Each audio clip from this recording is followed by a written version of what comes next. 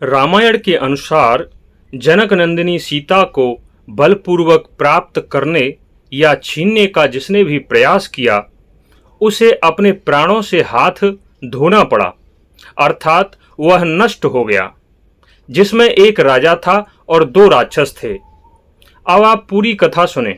पहली घटना, जब राजा जनक ने अपनी पुत्री सीता का विवाह करने के लिए धनुष तोड़ने की शर्त रख दी और आसपास के सभी राजाओं को इस शर्त के बारे में स्पष्ट रूप से बता दिया, उसके बाद वे सभी राजा उस धनुष को तोड़ने के लिए आए। धनुष को तोड़ने के लिए ऐसे भी राजा पहुंचे जिन्हें अपने बल पर बहुत अधिक घमंड था, लेकिन धनुष को तोड़ने की तो बहुत दूर की बात थी, उस धनुष को थोड़ा सा हिला डुला भी नहीं पाए। जब उन राजाओं के बल का घमंड चूर चूर हो गया और सीता जी भी प्राप्त नहीं हो पाई, तो उनके मन में जनक जी को नीचा दिखाने की भावना उत्पन्न हो गई। लेकिन वे कर भी क्या सकते थे? वे इतने भी शक्तिशाली नहीं थे कि सीधे जनक जी से टक्कर ले सकें। इसलिए वे अपने अपने राज्य वापस लौट जाते थे। लेकिन एक दिन सुधनवा नाम का एक राजा था जो सांकास्य नगरी में राज्य करता था।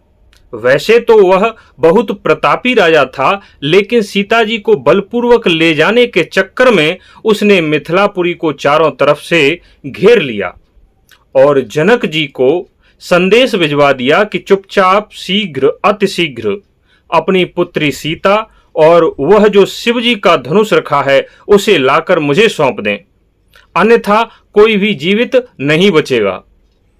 उस सुधनवा नाम के राजा का साथ आसपास के राजाओं ने भी दिया, क्योंकि उन्हें भी सीता जी प्राप्त तो हो नहीं पाई थी और अकेले वे राजा जनक जी का कुछ बिगाड़ भी नहीं सकते थे। इसलिए उन सभी राजाओं ने उस सुधनवा नाम के राजा का साथ दिया। लेकिन जनक जी कहाँ पीछे हटने वाले थे?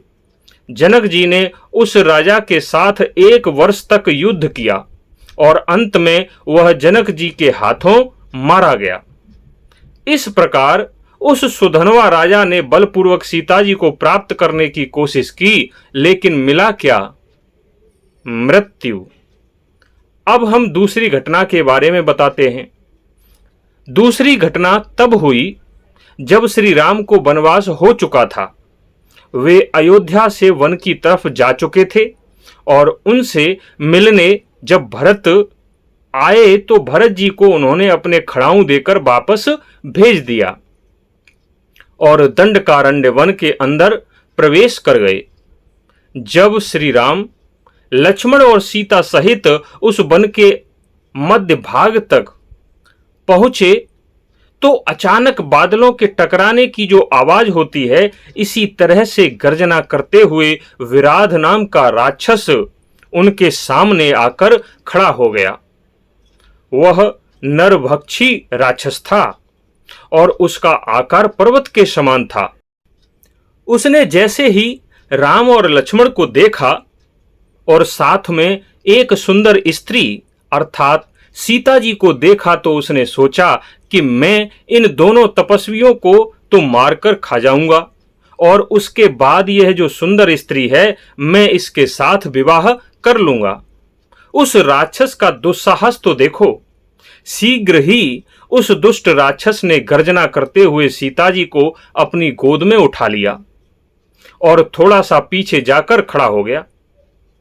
फिर श्री राम और लक्ष्मण ने उस विराध नाम के राक्षस से तब तक युद्ध किया जब तक उसे नष्ट नहीं कर दिया।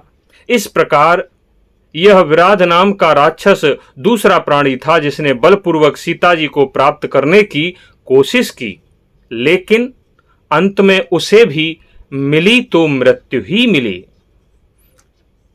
अब हम तीसरी घटना बताते हैं। तीसरी घटना तो आप सभी लोग अच्छी प्रकार जानते ही हैं।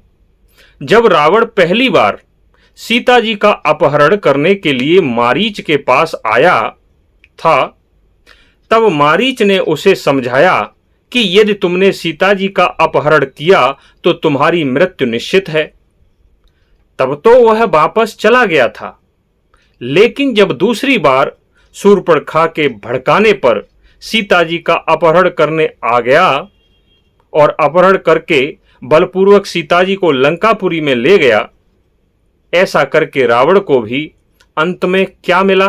मृत्यु। लेकिन वह तो मरा ही, अपने सारे खानदान को साथ लेकर मरा। इस प्रकार रामायण में इन 3 लोगों ने सीता जी को बलपूर्वक छीनने की कोशिश की या बलपूर्वक प्राप्त करने की कोशिश की, लेकिन अंत में मृत्यु ही मिली। धन्यवाद।